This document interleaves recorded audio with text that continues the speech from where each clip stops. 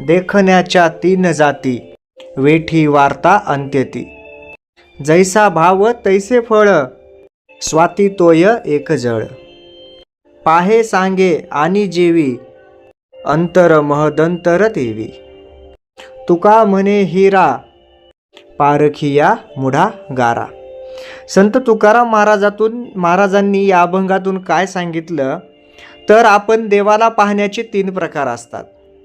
पहिला प्रकार म्हणजे काय की कोणीतरी आग्रह करतं आणि त्या आग्रहाच्या खातर आपण ती गोष्ट किंवा देवाकडे पाहत असतो.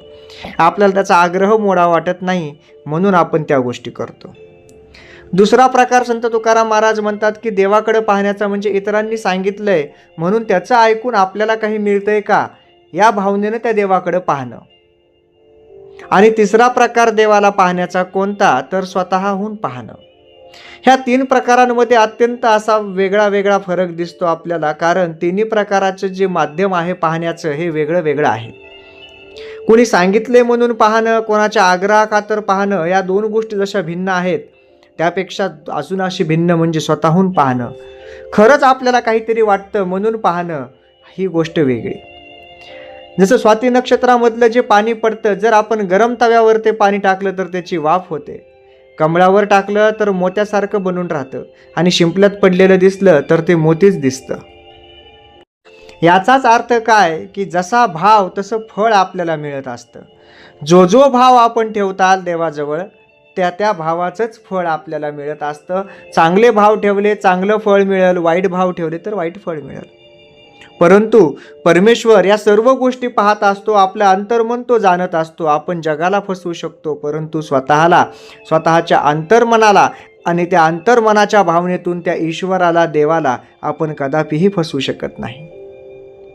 जसं की आपण अन्न पाहणे किंवा त्या अन्नाचं वर्णन करणे आणि प्रत्यक्षात ते अन्न खाणे या 3ही गोष्टी वेगवेगळ्या आहेत.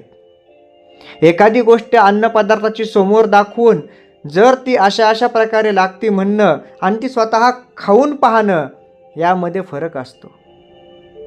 तसंच अनेक व्यक्तींमध्ये देखील आपल्याला हा फरक आढळून येतो. हा जो मूलभूत फरक असतो तो आढळून येतो कारण माणसाचे स्वभाव भिन्न असतात. म्हणून प्रत्यक्ष प्रमाणासाठी जर पाहायला गेलं तर चांगल्या गोष्टीचंच प्रमाण हे चांगलं निघतं, वाईट गोष्टी मात्र त्याच्यामधून वाईटच फळ प्राप्त होत असतं.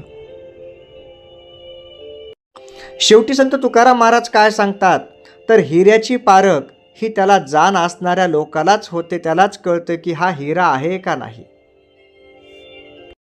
परंतु तोच हिरा इतरांना एका गारगोटीप्रमाणे असतो, एका काचेच्या तुकड्याप्रमाणे असतो. त्या माणसाला ज्यानं हिऱ्याला ओळखलंच नाही किंवा ज्याला त्या हिऱ्याची पारखच नाही त्याला ती गोष्ट क्षुद्र असते किंवा ती गोष्ट त्याच्यासाठी काहीही किंमत नसलेली असते. म्हणूनच योग्य गोष्टीची पारख करणं आयुष्यामध्ये महत्त्वाचं आहे. गोष्टी जर चुकत गेल्या आणि चुकीच्या गोष्टीला योग्य म्हणून पारख झाली किंवा योग्य गोष्टीची चुकीची आहे म्हणून पारख झाली तर आयुष्यामध्ये आपण आपलं खूप मोठं नुकसान करून बसू. हे नुकसान भरून न येणारं असू शकतं, कारण योग्य वेळी योग्य निर्णय घेण्यात आले तरच त्यातून काहीतरी प्राप्त आणि चांगलं समाधानकारकरित्या भेटणारी गोष्ट मिळत असते.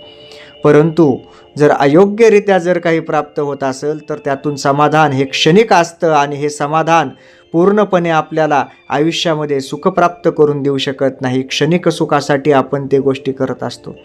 म्हणून योग्य पारख ठेवून प्रत्येक गोष्टीची जाण ठेवून जर स्वतः देवाला पाहिलं आणि भिन्न गोष्टीतला फरक जर आपल्याला जाणता आला तर मात्र ईश्वर आपल्याला नेहमीच प्रसन्न राहील. जय जय रामकृष्ण हरी. देखण्याच्या